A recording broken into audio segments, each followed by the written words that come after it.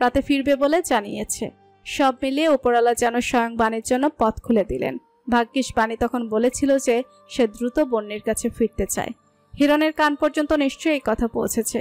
হিরণ তার মানে এখন এই ব্যাপারে আশ্বস্ত যে বাণীর ইচ্ছা হলো ঘরে ফিরে যাওয়া। তা ভেবে হিরণ এখন এদিকে তেমন একটা মাথা ঘামাবে না, আর সেই সুযোগটাই বাণীর কাজে লাগাতে হবে।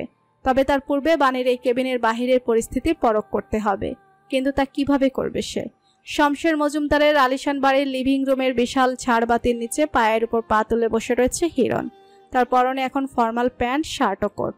তার মুখোমুখি ঠিক অপর পাশের সোফাটায় বসে রয়েছে শমশের মজুমদার, যিনি আপাতত বেশ আয়েশ করে নিজের হাতের কাপে থাকা মালাই চায়ে চুমুক বসাতে ব্যস্ত। হিরণ স্বাভাবিক গলায় প্রশ্ন করে, আব্রাহামের সাথে কথা হয়েছিল? শমশের মজুমদার হাতের চায়ের কাপটা কাচের টি টেবিলের উপর রেখে বলে, কথা হয়েছে। কালকের মিটিংয়ে তোমায়ও উপস্থিত থাকার কথা ছিল, প্রয়োজনীয় অস্ত্রসহ। সেই অস্ত্রগুলো ওদের বুঝিয়ে দেওয়ার দায়িত্ব তোমার ছিল, যা পালন করতে তুমি ব্যর্থ হয়েছ। হিরণ নিজেকে স্বাভাবিক রাখে, বোঝার চেষ্টা করে শমশের মজুমদারের কথার দিক। অতঃপর শান্ত গলায় বলে, আমি অস্ত্র সাথে করে নিয়ে এসেছি।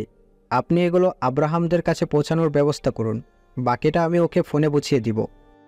কথাটা বলে হিরণ চোখের ইশারা দিতেই তার অধীনভূত একজন একটা বিশাল সুটকেস এনে টি টেবিলের উপর রাখে। ব্যাগের চেন খুলতেই দেখা যায় ব্যাগ ভর্তি অসংখ্য বিদেশি অস্ত্র। এই অস্ত্রগুলো হিরণের কোম্পানির তৈরি নয়, সে খাসভাবে বিদেশ হতে আনিয়েছে। এগুলো আনাতে তার কম কাঠখড় পোহাতে হয়নি। অস্ত্রগুলো দেখতেই শমশের মজুমদারের চোখ চিকচিক করে ওঠে। সেই দৃশ্য দেখে হিরণ বাঁকা হাসে। তার আর এখানে কোনো কাজ নেই আপাতত, তাই সে নীরবে উঠে আসছি বলে চলে যাওয়ার জন্য পা বাড়ায়। ঠিক সেই মুহূর্তে শমশের মজুমদার বলে ওঠে, শুনলাম বৌমা নাকি অসুস্থ, গুরুতর কিছু না হয় আশা করি। হিরণের পা থেমে যায়। শয়তানটা তবে তার উপর নজর রাখিয়েছে। মনের রাগটা চেপে গিয়ে হিরণ পিছনে ফিরে স্বাভাবিক গলায় বলে, সামান্য জ্বর শুধু। শমশের হেসে চায়ের কাপে ফের চুমুক দেওয়ার আগে বলে ওঠে, দেখে রেখো বৌমাকে, কারণ যে হাসপাতালে বৌমাকে অ্যাডমিট করিয়েছ সেই হাসপাতালে 8ম তলায় লেফটেন্যান্ট কর্নেল জুলফিকার মুস্তাফের মেয়েও রয়েছে। অপ্রত্যাশিত খবরটা শুনতে পেয়ে হিরণ অবাক হয়। জুলফিকার মজুমদার মেয়ে মানে? হসপিটালে সামরিক বাহিনীর আনাগোনা রয়েছে তাহলে? এত বড় তথ্যটা শমশের মজুমদার জেনেও চুপ করেছিল। আর হিরণের লোকেরা, তারা কি অন্ধ নাকি? একজনেরও চোখে পড়েনি বিষয়টা? প্রশ্নগুলো ভাবতে ভাবতেই হিরণ দ্রুত পা চালায়। তার এই মুহূর্তে হসপিটালে পৌঁছাতে হবে। ভেবেছিল আজকে রাতটা বাণীকে হসপিটালে রাখবে, কিন্তু না, আর সম্ভব নয়। হিরণ বেরিয়ে যেতেই শমশের মজুমদার একা একাই কুটিল হাসে। বেশ মজার খেলা তো। পোষ্য কুকুরের সাথে খেলারও অন্য এক মজা আছে। তীব্র উৎকণ্ঠায় ঢোক গেল বাণী। অন্ধকার কেবিন রুমে দরজার আড়ালে লুকিয়ে থাকা দেহটা যেন নড়তেও ভুলে গেছে। দরজার বাহিরে এক ঝাঁক পায়ের দৌড়ের শব্দ কানে পৌঁছাতেই সে নিজের নিঃশ্বাসটুকু আটকে ফেলল। যদি তার নিঃশ্বাসের শব্দ কেউ টের পেয়ে যায়? পদধ্বনি ক্ষীণ হয়ে আসতে আসতে একটা সময় দরজার বাহিরের জায়গাটা সম্পূর্ণ নিস্তব্ধ শোনা যায়। বাণী তখন পরিকল্পনা অনুযায়ী ধীরে ধীরে দরজার নব ঘুরিয়ে কেবিনের বাহিরে উঁকি মারে। সম্পূর্ণ করিডোর শূন্য। কিছুক্ষণ আগের শক্ত নিরাপত্তার টিকিটুকুও এখন নেই। কি করতে চলেছে ভেবেই ভয়ে বাণীর শির দ্বারা বেয়ে ঘাম চুইয়ে পড়ে। আকাশটাও কেমন গুমট স্বরে ডাকছে।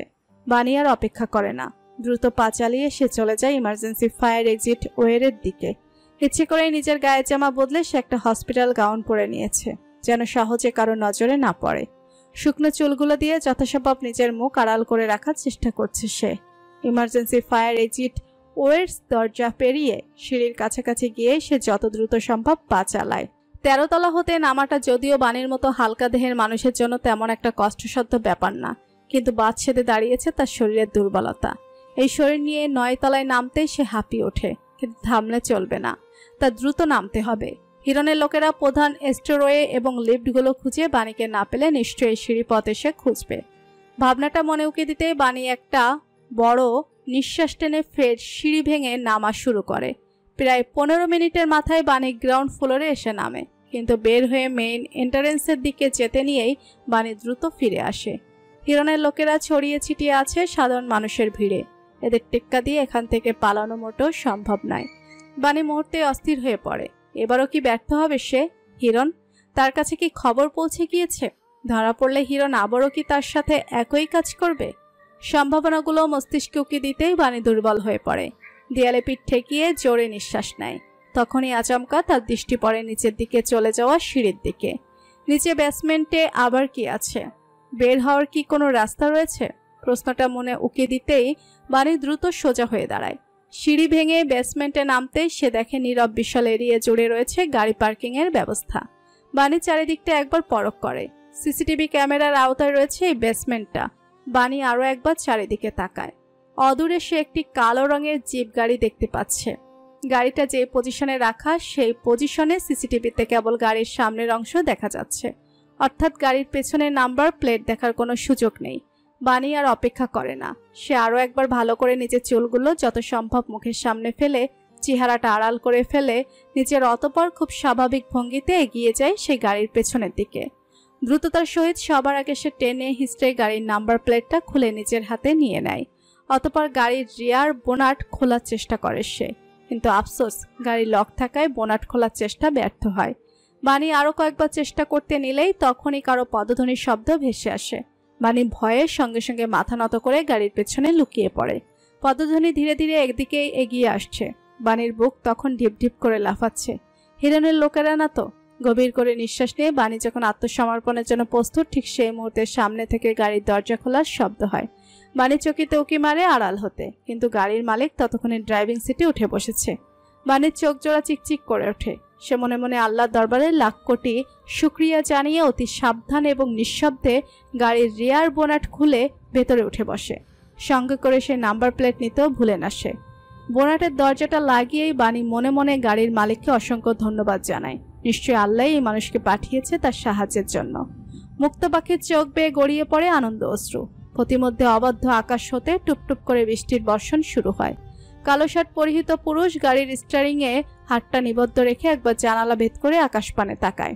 চট্টগ্রামের বৃষ্টি এরকমই হয়, কোনো আগাম বার্তা ছাড়া অসময়ের মেহমানের ন্যায় হুটহাট হাজির হয়।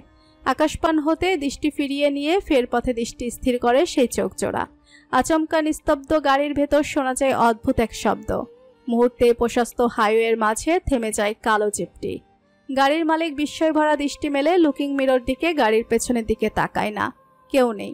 তবে কি সে ভুল শুনল? কোনো সম্ভাবনাই নেই। গাড়ির মালিক বেশ সচেতন। সে অতি সাবধানে তার পাশের ফ্রন্ট সিটে থাকা কালো রঙা রেইনকোটটা গায়ে জড়িয়ে নেয়। অতঃপর সামান্য ঝুঁকে প্যান্ট সামান্য উঁচু করে পায়ের মোজার কাছের জায়গাটা হতে একটা কালো রঙা রিভলভার বের করে সে বিনা শব্দ ব্যয়ে বৃষ্টি মাথায় নিয়েই গাড়ি হতে নেমে ধীরে ধীরে গাড়ির পেছনের দিকে এগিয়ে যায় সে। গাড়ির পেছন দিকটা এসে দাঁড়াতেই তার ভুরু যুগল কুঁচকে আসে। তার গাড়ির পরিচয়পত্র অর্থাৎ তথাকথিত আইডি কার্ড কোথায়? প্রশ্নটা মনে উকি দিতে সে এক মুহূর্ত অপেক্ষা না করে গাড়ির রেয়ার বোনটা তুলে। সঙ্গে সঙ্গে সে বিস্ময়ে কিংকর্তব্য বিমূঢ় হয়ে যায়।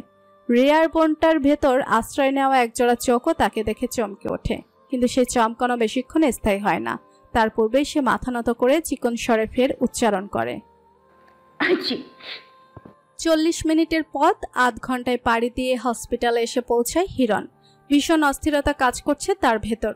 গাড়ি হতে নামার পূর্বে মুখে সতর্কতার সহিত মাস্কটা পরে নেয় সে। অতঃপর বেশ স্বাভাবিক ভঙ্গিতে এগিয়ে যায় হসপিটালের ভিতরের দিকে। কিন্তু হসপিটালের ভেতর প্রবেশ করতে সে অবাক হয়। ইবাত ও এই মুহূর্তে হসপিটালে কি করছে? ওর তো বাসায় থাকার কথা। মনের প্রশ্ন চেপে গিয়ে নীরবে ইবাদের দিকে এগোয় সে। হিরণকে এগোতে দেখে ইবাদ ভীত হয়ে পড়ে। স্যার নিশ্চয়ই সবার আগে প্রশ্ন করবে সে ইবাদ এখানে কি করছে। তখন ইবাদ কি জবাব দিবে? যে এই আহাম্মকের দলের নাকের নিচ দিয়ে ম্যাডাম পালিয়ে গিয়েছে, আর আহাম্মকের দল সেই খবর জানিয়ে ইবাদকে এখানে ডেকে এনেছে। ইবাদের ভাবনার ভিড়ের মধ্যে হিরণ তার সামনে এসে দাঁড়ায়। স্বাভাবিক ভঙ্গিতে নিচু গলায় প্রশ্ন করে, তুমি এখানে কি করছো? বনিকে রেখে কোথাও যেতে নিষেধ করিনি তোমায়? ইবাদ কিছু বলতে নিবে তার পূর্বেই হিরণ লিফটের দিকে এগিয়ে যেতে যেতে বলে ওঠে, এখানে আর কথা বলতে হবে না, ওপরে চলো, সেখানে গিয়ে কথা হবে। ইবাদ নীরবে হিরণের পিছু পিছু পা চালায়। উপরে গিয়ে স্যারকে বিষয়টা জানানোই উত্তম মনে করে সে। এখানে জানালে যদি কোনো রকম রিয়াক্ট করে বসে উনি। থমথমে একটা মুখ অতি শান্ত ভঙ্গিতে গাড়ি চালাতে ব্যস্ত। তার ঠিক পাশের সিটে বসে থাকা মানবী ভীত দৃষ্টি নত করে বসে রয়েছে। পরনের হসপিটাল গাউনটা এখন হাঁটুর নিচ সমান রেইনকোটের আবরণে আর দেখা যাচ্ছে না। মনে তার অসংখ্য সংশয়। এ কেমন অদ্ভুত কাকতালীয় ঘটনা। পুরো চট্টগ্রাম শহরে কি গাড়ির অভাব যে প্রতিবারই তার ঘুরে ফিরে দুর্জয়ের গাড়িতে উঠতে হয়? এই কালো জিপের সাথে কি অদ্ভুত এক ম্যাগনেটিক সম্পর্কে বাধা পড়ল সে? হঠাৎ কানে ব্রেক কষার তীব্র শব্দ হলো। সামনের দিকে কিছুটা ঝুঁকে পড়েও সিট বেল্টের কারণে ফের সোজা হয়ে যায় বাণী। ভীত দৃষ্টি তুলে গাড়ির কাজ ভেদ করে সামনে তাকাতে সে একটা ঢোক গেলে। সে হাইওয়ের তুলনায়ও শুনশান জায়গায় এনে গাড়িটা থামিয়েছে দুর্জয়। কারণ কি, উদ্দেশ্য কি? প্রশ্নগুলো মনে উকি দিতেই নীরব গাড়ির ভেতর গম্ভীর স্বরটা প্রশ্ন ছুড়ে। What is wrong with you? বাণীর মাথাটাও মৌমাছির মতো ভো ভো করছে। আপাতত বুঝ দেওয়ার জন্য মনে মনে একটা উত্তর সাজায় সে। অতঃপর তা বলার জন্য মুখ খুলতে গেলেই দুর্জয় তাকে সতর্ক করে।